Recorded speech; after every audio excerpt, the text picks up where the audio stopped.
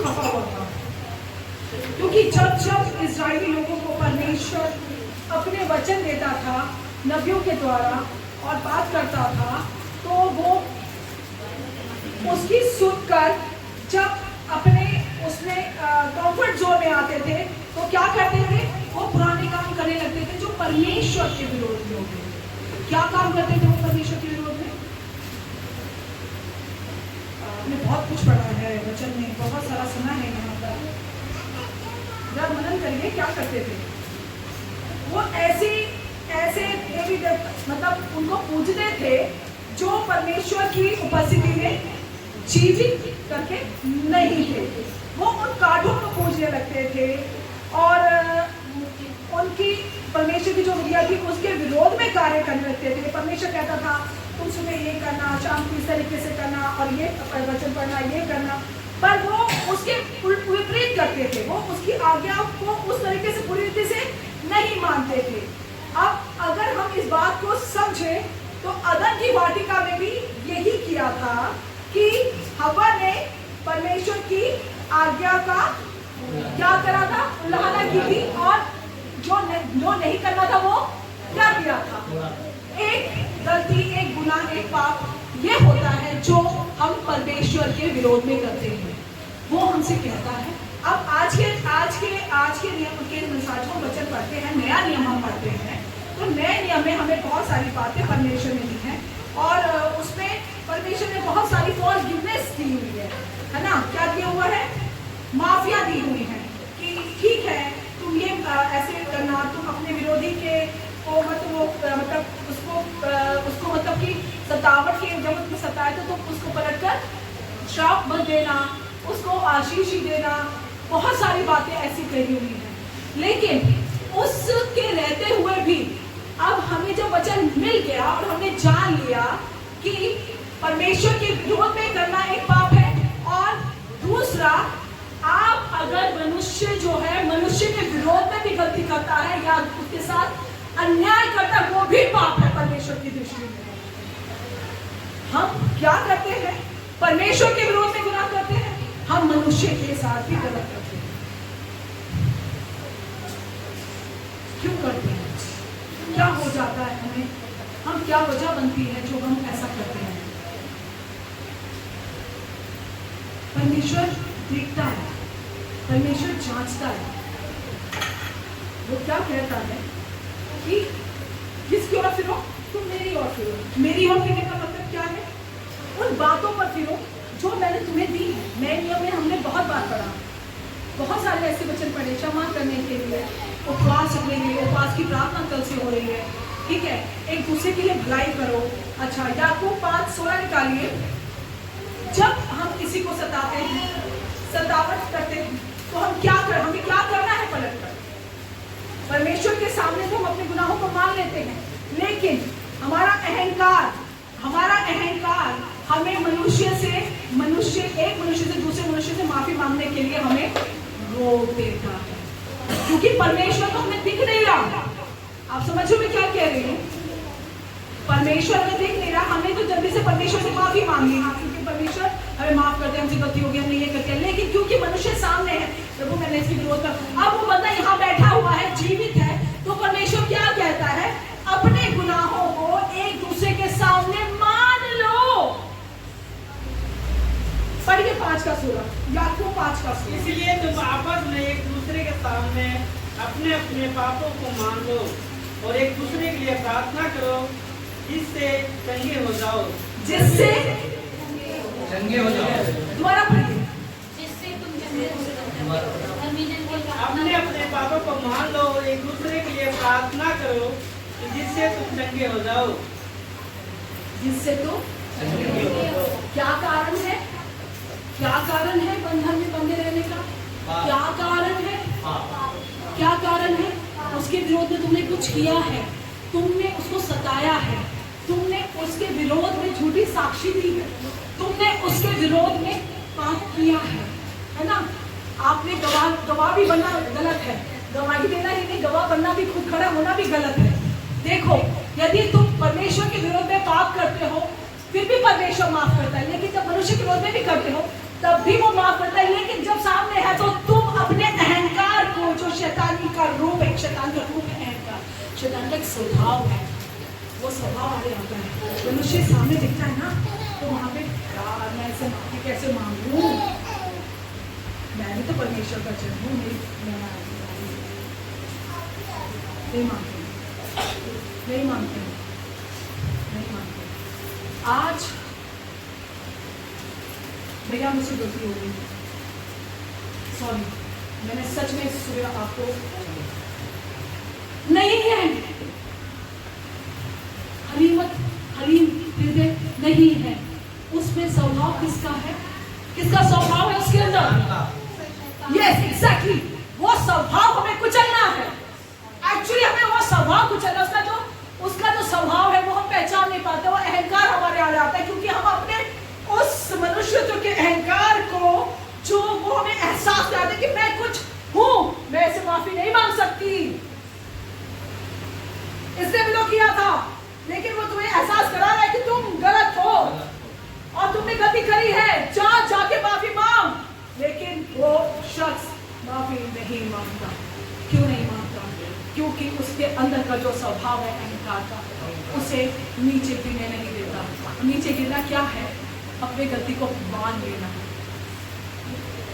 उसने कोई गलती नहीं करी थी, वो अधूरों में उतर गया, निचली अवस्था में उतर गया, उसने कोई गलती नहीं करी थी, उसने कोई पाप नहीं किया था, पर वो निचली अवस्था में उस जगह पे गया जहां पर अधोलोक कहलाता है, जहां पे गंदगी थी, अच्छाई नहीं थी भाइयों, वहां पे गंदगी थी, वहां पर हर गंदी चीज थी,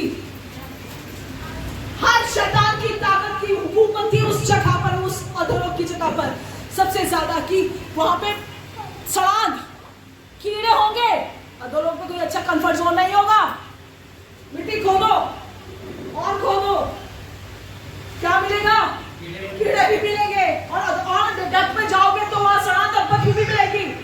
कोई एक जगह होगी जहां पानी मिलेगा और वो साफ मिलेगा, नहीं तो मैक्सिमम जगह पे कड़वा और खारा पानी मिलता है। हालेलुया, हालेलुया, हम परमेश्वर का धन्यवाद करें। इस स्वभाव को जो उसके अंदर था,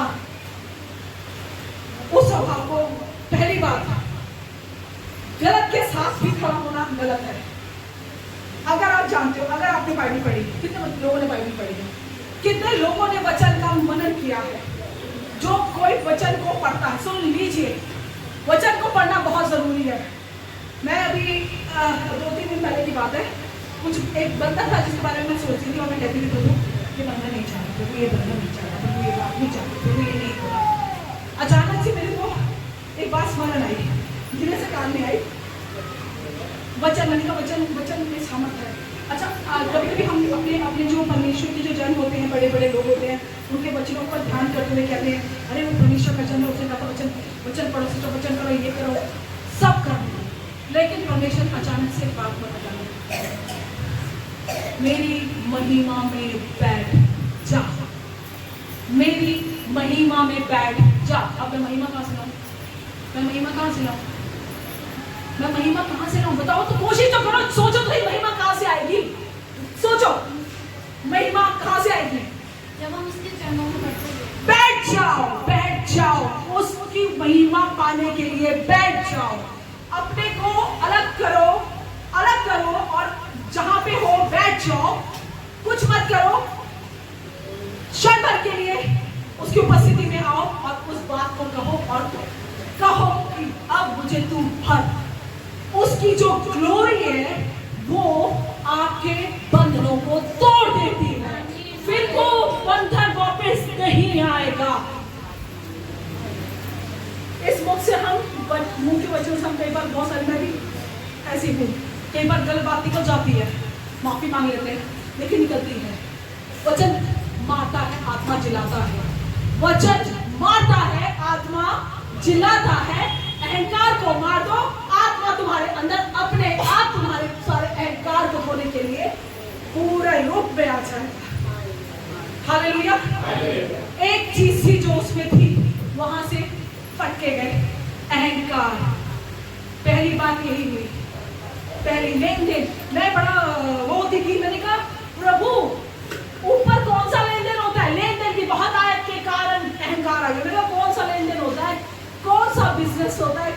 व्यापार होता है ऊपर, जो लेन देन की बहुतायत के कारण वो ऐसा बात उसके अंदर आ गई। आप में से किसी को पता है क्या बात हुई होगी? हमारे कर्मों का हालेलुया, प्रेज द लॉर्ड। परमेश्वर का धन्यवाद हो, उसको जवाब मिला है ना?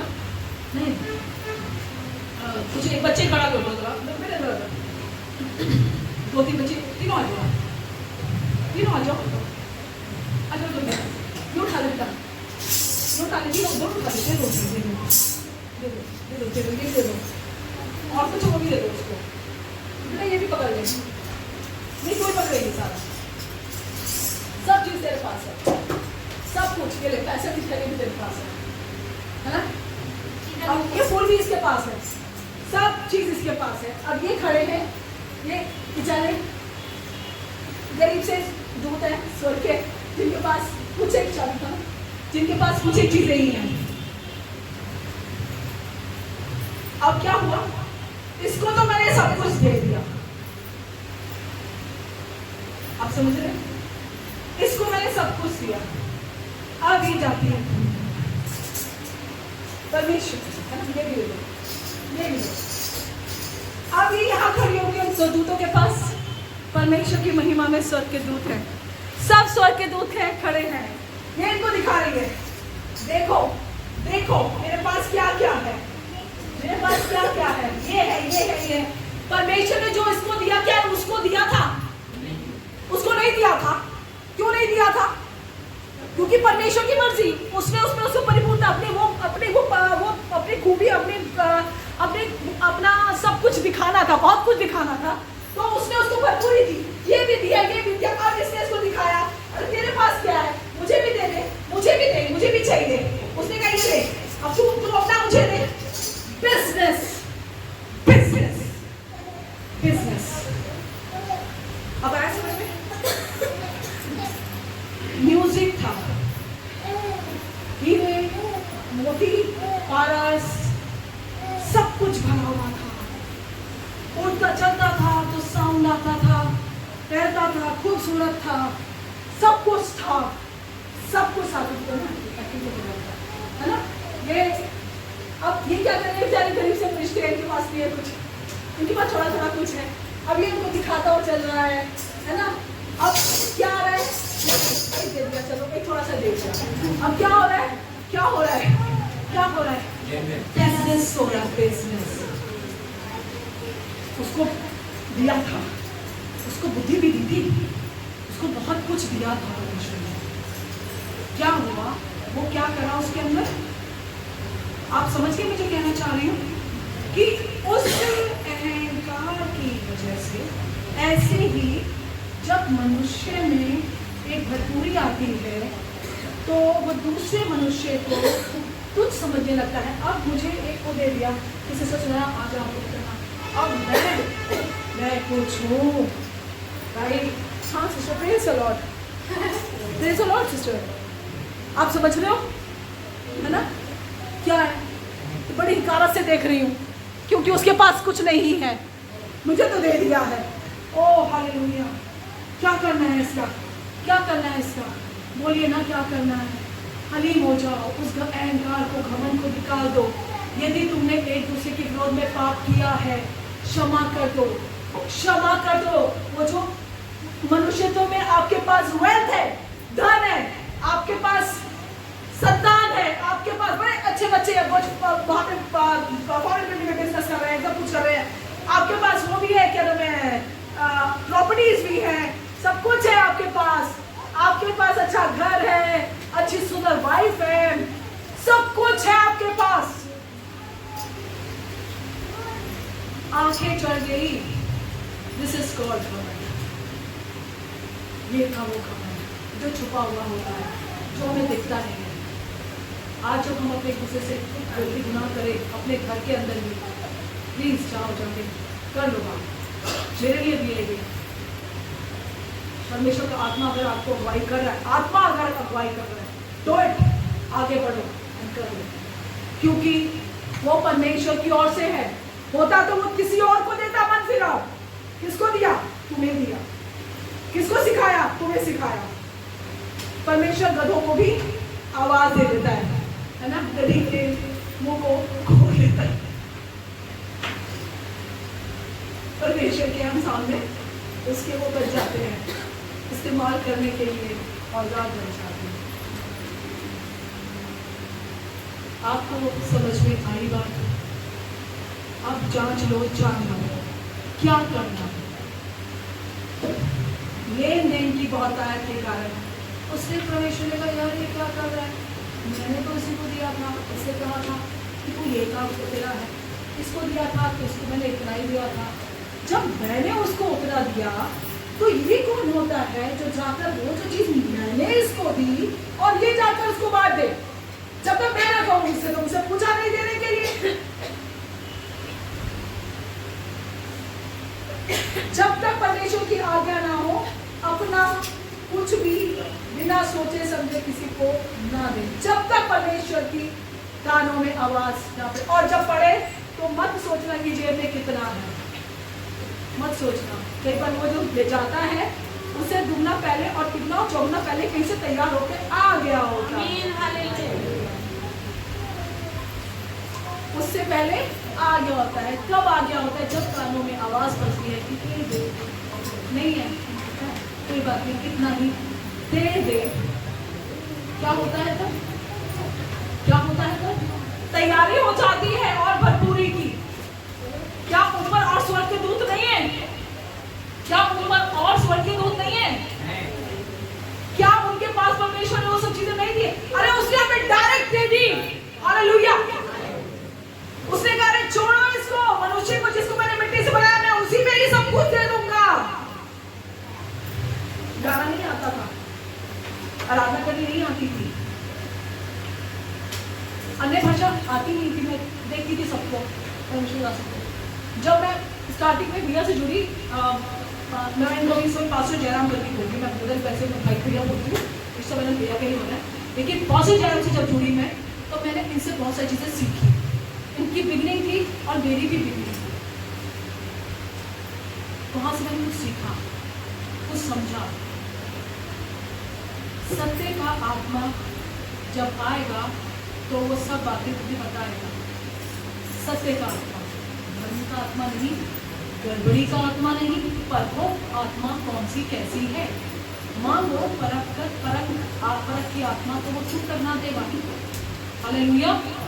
वो अवश्य देगा, क्योंकि उसने ये वादा किया है। क्या वादा किया है? उसने बहुत सारे प्रोमिसेस करे। उसने कहा मांगो बुद्धि मैं दूंगा, पवित्र आत्मा मांगो मैं वो भी दूंगा। मांगते नहीं हो, मांगो तो पाओगे, ताकि तुम्हारा आनंद पूरा हो।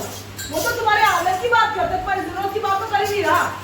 क्या जरूरत तो वैसे पूरी कर देता हूँ, जाओ ऐसे दे दिया, जाओ मुझे ऐसे ही दे दिया। लेकिन उसने क्या करा? क्या आया? कि मेरे पास है मैं क्यों दे सकता हूँ। उसका वो नहीं था, परमेश्वर ने उसे दिया था और परमेश्वर से बिना पूछे उसको दिया। क्या जो मेरी सोच है, क्योंकि उसमें उसके अलावा वहाँ पे कोई बिजनेस की वो बात नहीं आती है। क्या लेना देना हुआ होगा, क्या लिया दिया होगा, क्या चीज़ उसके पास होगी जो उसने उसको ऑफर करी होगी, क्योंकि परमेश्वर ने उसको बहुत कुछ भरा था, बहुत कुछ। तो उसमें इस बात का मेरे पास तो है। ऐसे ही हमारे अंदर भी कुछ ऐसी बातें बड़ी साइलेंट आ जाती हैं जिसको हमारे जीवन से निकालना बहुत जरूरी होता है। मैं धन्यवाद करती हूँ, हम परमेश्वर के विरोध में पाप करते हैं, वो माफ कर देता है। मनुष्य के विरोध में करते हैं तो भी हम परमेश्वर के पास ही जाते हैं। हम मनुष्य से सामने कंफर्ट करके अपनी गलती गुनाह को मान नहीं लेते हैं। घर के अंदर नहीं मानते हैं, घर के बाहर तो बात दूर की बात है, घर के अंदर ही नहीं मानते हैं, क्योंकि वहाँ तो रोज की बात होती है ना। अरे रोज की तो बात है, पर उस भेद को प्रकट करें